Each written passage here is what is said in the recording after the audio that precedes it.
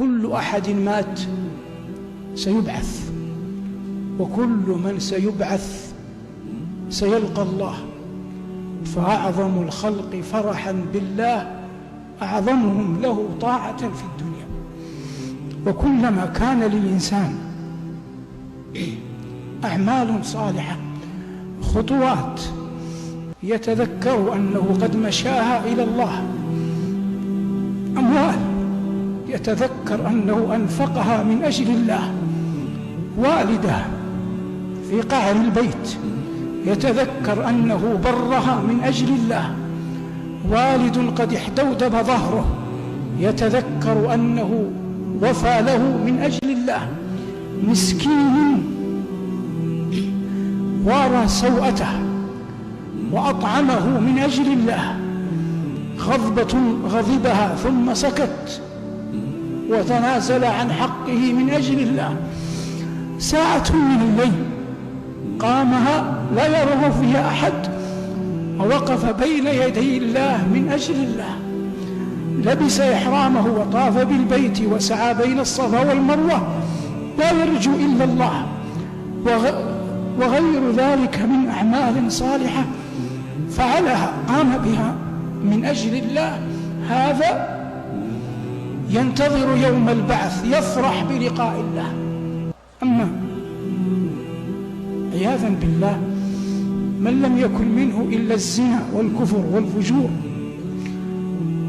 والرد والبعد عن المساجد والنأي بالنفس عن مواطن التقوى والإعراض عن تلاوة القرآن، فهذا لا يجد في نفسه باعثا أنه يحب الله. والنبي صلى الله عليه وسلم يقول: من أحب لقاء الله أحب الله لقاءه. اللهم ارزقنا أعمالا تعين على أن نحب لقاءك.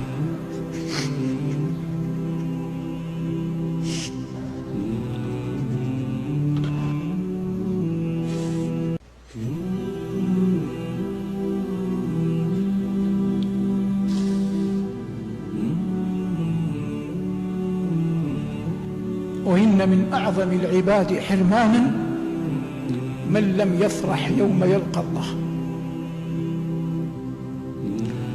وقد جاء في الأحاديث الصحيحة أن النبي صلى الله عليه وسلم قال: للصائم فرحتان، فرحة عند فطره وفرحة حين يلقى ربه، فإذا قدر لك أن تصوم فرضا أو نفلا أو قضاء أو نذرا وهممت بأن تتناول إفطارك فتذكر يوم تلقى الله، أقول في دعائك: اللهم كما أفرحتني في الدنيا بأن أتممت صيامي فارزقني الفرح يوم لقائك.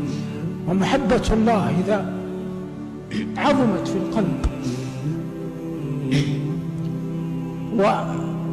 وتبوأت منه مكانة عظيمة يجد الإنسان في نفسه حبا للقاء الله.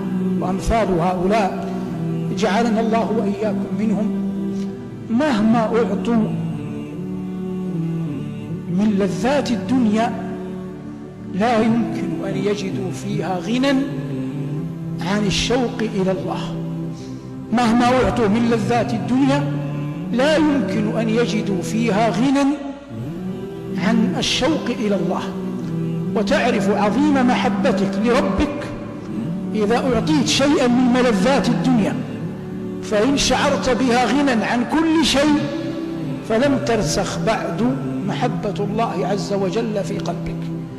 وإن كانت ملذات الدنيا مهما كثرت مهما عظمت مهما اختلفت تصل إليك تباعا ولا تملأ فؤادك، لأن فؤادك قد ملئ قبل بمحبة الله، فتعلم أنه لا يسكنه ولا يجعله مطمئنا إلا يوما يلقى الله عز وجل فيه.